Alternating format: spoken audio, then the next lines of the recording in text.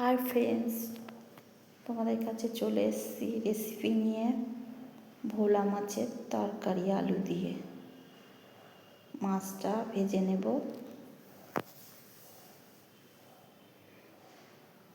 মাছটা ভাজা হয়ে গেছে, তুলে ফেলছি।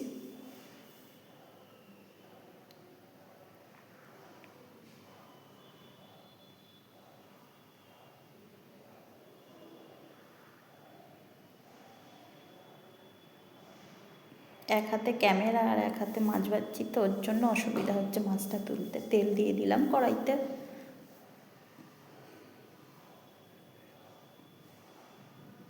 কালো জিরে দিলাম, আলু দিলাম।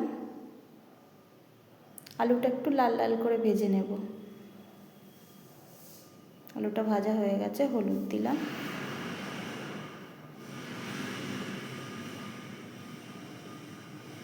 এরপরে 2 কোয়া রসুন দিয়েছি, কাঁচা লঙ্কা আর জিরে বাটা দিয়ে একটু কষে নেব ভালো করে। মাছটা আস্তে আস্তে যাতে গন্ধটা না বেরোয়, ওর জন্য 2 কোয়া রসুন দিয়েছি, বেশি না। আস্তে ভাবটা চলে যাবে, গন্ধ। নুন দিলাম,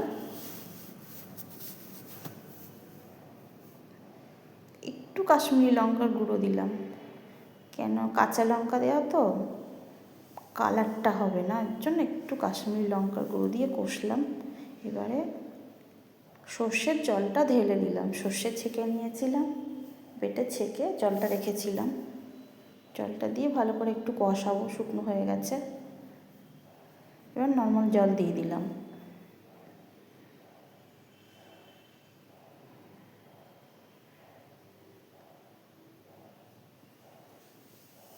নর্মাল জল দেওয়ার পরে এবার ধনে পাতা দিয়ে দিলাম একটু।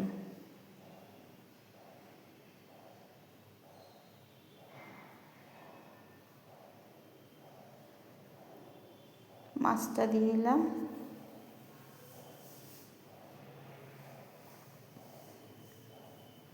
এক মিনিট মতন ফুটবে আর নামিয়ে দেবো। কেন, ভোলা মাছ বেশি ফোটানো যায় না।